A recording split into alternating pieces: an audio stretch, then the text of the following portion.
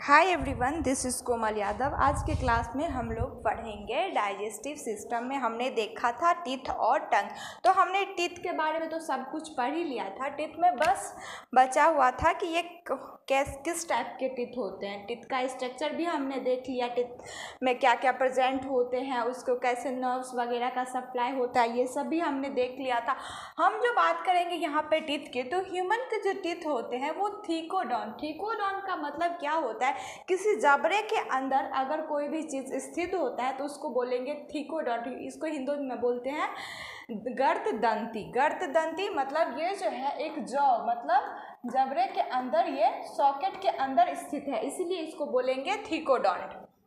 Thecodont teeth in socket, tooth is embedded in socket jaw bone, इसलिए इसको बोलेंगे thecodont, क्योंकि ये जबड़े के अंदर स्थित है। मेजॉरिटी ज़्यादातर एनिमल्स जो होते हैं वो मतलब ह्यूमंस को इंक्लूड करके, मैमल्स मतलब स्तनधारी जीव। अब स्तनधारी किसको बोलेंगे? जो स्थल पे रहते हैं और जो बच्चे पैदा करने के जो वो होते हैं, क्षमता पैदा करते हैं, जो कि अंडा नहीं देते, जो बच्चे पैदा करते, तो वो मैमल्स स्तनधारी, उसको बोलेंगे स्तनधारी या मैमल्स। तो ह्यूमन बींग्स भी उसमें आता है, स्तनधारी मतलब ह्यूमंस के भी तो टेंडेंसी होते हैं ना कि वो बच्चे पैदा करते हैं, ना कि वो अंडा देते हैं दूसरे की तरह, मछली वगैरह की तरह, तो वो नहीं है। तो ह्यूमंस के अंदर ये जो होते हैं दो सेट होता है, दांत के दो सेट होते हैं। एक तो होते हैं कि बचपन में आता है मिल्क टीथ, फिर मिल्क टीथ या उसको डाइसिडुअस टीथ भी बोलते हैं। नहीं तो फिर उसको जो जब हम वयस्क अवस्था में जाते हैं, मतलब एडल्टहुड की तरफ जाते हैं, तो एडल्टहुड में जो हमारे वो मिल्क टीथ होते हैं वो एडल्ट टीथ के द्वारा रिप्लेस कर दिया जाता है। जैसे कि फिर प्रीमोलर्स वगैरह ये सब आ जाते, तो प्रीमोलर्स ये सब बचपन में नहीं होते ना, तो ये एडल्ट टीथ के द्वारा मिल्क टीथ जो होता है वो रिप्लेस कर दिया जाता है। तो इसलिए मैमल्स में जो होते हैं दो सेट होते हैं टीथ के, एक होता है मिल्क टीथ और एक होता है परमानेंट टीथ। परमानेंट टीथ जब आ जाता है फिर वो नहीं टूटता है, और मिल्क टीथ ये जो है टूट जाता है कुछ एज के बाद। बचपन में जब हमारे दांत आते हैं, उसके फिर थोड़े दिन बाद जब हम 11-12 साल के हो जाते हैं तो फिर ये हमारे परमानेंट टीथ आने शुरू हो जाते हैं। This type of dentition is called diphyodont, इसीलिए हम इसको बोलेंगे द्विबार दंती। द्विबार दंती मतलब पूरे जीवन काल में 2 बार टीथ का आना। और हेट्रोडंट, हेट्रोडंट का मतलब क्या? बहुत अलग अलग टाइप्स के जो टीथ होते हैं, जैसे incisor, canines, premolars and molars, तो ये सारे प्रेजेंट होते हैं, इसलिए इसको हम बोलेंगे हेट्रोडंट। तो इसमें इंसीजर भी होते हैं, कैनाइन्स भी होते हैं, प्रीमोलर्स रहते हैं। प्रीमोलर जो होते हैं उसमें 2 रूट भी हो सकते हैं, 1 रूट भी हो सकता है, और मोलर जो होते हैं उसमें 3 रूट और 2 रूट भी हो सकते हैं। ये सब हमने देख लिया। ह्यूमन का जो टीथ होगा आपसे पूछा जाएगा, तो ये होता है थीकोडॉन और होता है डाइफायोडॉन, और इसकी जो ये भी होता है हेट्रोडॉन, क्योंकि अलग अलग टाइप्स के टीथ प्रेजेंट होते हैं। इतना नोट करें, नहीं तो वीडियो को पॉज करके स्क्रीनशॉट ले लें तब तक के लिए। अब हम देखेंगे फेरिंग्स के बारे में। हमने अभी क्या देखा है टीथ के बारे में, तो अब हम टीथ तो कंप्लीट हो चुका है। टीथ क्या होता है? Heterodont, thecodont and diphyodont. Diphyodont क्यों बोले? डाइफायोडेंट मतलब 2 बार दंती, उसके पूरे जीवन काल में 2 बार दांत आते, एक तो मिल्क टीथ होता है और एक परमानेंट टीथ होता है। हेट्रोडोंट क्योंकि वो अलग अलग टाइप्स के टीथ जो होते हैं उसमें प्रेजेंट होते हैं। फिर उसके बाद हम बात करेंगे फेरिंग्स की। तो फेरिंग्स टोटल हमारे टीथ कितने होते हैं? 32 क्यों? अब मतलब एडल्ट में होते हैं, बचपन में जब छोटे बच्चे होते हैं तब उसमें टोटल टीथ जो होता है वो 20 ही होता है, और एडल्ट में 32 होता है। जब प्री मोलर्स वगैरह, मोलर्स ये सारे जो है कम्प्लीटली आ जाते हैं तो वो 32 हो जाता है। तो अब हम देखते हैं फेरिंग्स के बारे में। फेरिंग्स क्या है? फेरिंग्स जब हम खाना खाते हैं और सांस लेते हैं, तो ये जो होता है फेरिंग्स, ये कॉमन पाथ होता है उसके लिए। फिर उसके बाद ये जो हवा होता है, जब हम सांस लेते हैं तो हमारे अंदर जो ऑक्सीजन वगैरह ये सब जाती है, वो विंड पाइप या ग्लोटिस के द्वारा चला जाता है ट्रैकिया के थ्रू लंग्स के अंदर। उसके बाद जो हम फूड खाते हैं वो तो चला जाता है इसोफेगस के थ्रू। जब हम खाना खाते हैं तो ग्लोटिस के ऊपर एपिग्लोटिस लगा होता है जो कि कार्टिलेजिनियस होता है। कार्टिलेजिनियस मतलब क्या, वो बोन का नहीं होता है। कार्टिलेजिनियस जो होता है वो लचीला होता है।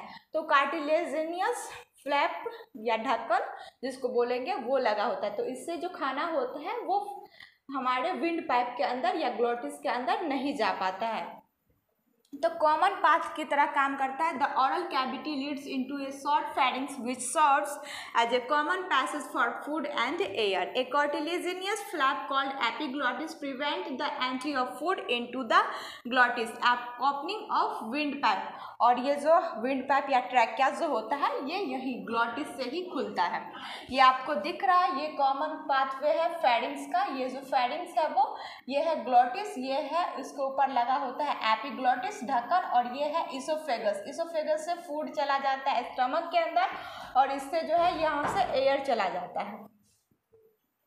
तो फिर हम अगर यहाँ पर तो हमने इस फेरिंग्स के बारे में देख लिया, फिर हम देखेंगे इसोफेगस। तो इसोफेगस जो होता है उसका लेंथ होता है 22 to 25 सेंटीमीटर। ये इतना बड़ा होता है। मसल्स ऑफ इसोफेगस जो होते हैं वो दो टाइप्स के, एक जो सुपेरियर्स वाला, ये जो आपको सुपेरियर्स पार्ट दिख रहा है इसमें स्केलेटन मसल्स होता है, और जो इसका 2/3 पार्ट्स होता है। 1/3 पार्ट में स्केलेटल मसल्स प्रेजेंट होता है एंड 2/3 पार्ट में स्मूथ मसल्स प्रेजेंट होता है। फिर हम अगर इसोफेगस की बात करें तो इसमें डाइजेशन बिल्कुल भी नहीं होता है, ना ही एब्जॉर्प्शन होता है। डाइजेशन जो हमारा स्टार्ट होता है वो स्टमक के अंदर होता है, और स्टमक के अंदर हमारा जो फूड होता है वो 4 to 5 आवर तक वहाँ पे स्टोर रहता है, उसके बाद ही जाता है। और कंप्लीटली डाइजेशन जो होता है हमारा स्मॉल इंटेस्टाइन के अंदर हो जाता है। फिर उसके बाद एब्जॉर्प्शन जो होता है वो होता है लार्ज इंटेस्टाइन के अंदर। सबसे ज़्यादा एब्जॉर्प्शन जो हमारे बॉडी में होता है वो होता है लार्ज इंटेस्टाइन के अंदर। ये है गलेट, इसको हम इसोफेगस के जो यहाँ पे इसको हम गलेट भी बोलते हैं। देख लिया फूड पाइप, ये जो इसका लेंथ होता है 20 to 25 centimetre. Muscles of oesophagus superior and inferior muscles. Superior वाले पार्ट में स्केलेटल मसल्स होते हैं और इन्फीरियर वाले पार्ट में स्मूथ मसल्स। इन इसोफेगस इसमें डाइजेशन वगैरह कुछ भी नहीं था। फेरिंग्स का काम देख लिया, इसोफेगस का काम देख लिया। अब हम देखेंगे स्टमक के बारे में। तब तक के लिए आप इसको नोट करें या फिर स्क्रीनशॉट ले लें। हमने यहाँ पे देखा अभी इसोफेगस और फेरिंग्स के बारे में, तो हमने जान लिया। अब देखते हैं स्टमक के बारे में। तो स्टमक जो होता है वो मस्कुलर होता है और जे शेप्ड स्ट्रक्चर का होता है, और यहाँ पे जो फूड होते हैं वो 4 to 5 आवर तक स्टोर होता है। और इसका जो अगर हम पोजीशन देखें तो ये जो होता है एब्डोमिनल कैविटी। एब्डोमिनल कैविटी जाने यहाँ से डायफ्राम के जो ऊपर वाला पार्ट होता है उसको हम बोलेंगे, उसको हम बोलते हैं थोरैसिक कैविटी, और जो डायफ्राम के नीचे वाला पार्ट होता है उसको हम बोलते हैं एब्डोमिनल कैविटी। जहाँ पे हमारा लंग्स प्रेजेंट होता है उसको वो जो होता है वो थोरैसिक कैविटी में प्रेजेंट होता है, और यहाँ पे जो स्टमक है वो लेफ्ट साइड में और एब्डोमिनल कैविटी में प्रेजेंट होता है। फिर यहाँ पे हम देखेंगे कि ये जो होता है स्टमक, ये जो डिवाइड होते हैं 4 पार्ट्स में। कल के क्लास में हमने बोल दिया था, हमने छोड़ दिया ये बॉडी, लेकिन वो बहुत सारे बुक में है, बॉडी के बारे में नहीं बताया गया है। लेकिन एनसीईआरटी हमारी कहती है बॉडी भी होता है।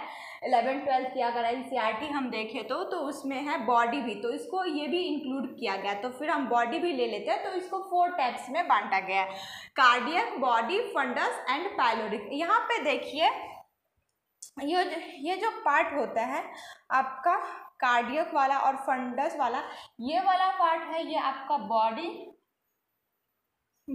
नीचे में है ये पाइलोरिक सबसे होता है, और ये फंडस और ये कार्डियक, फंडस और ये है कार्डियक वाला पार्ट।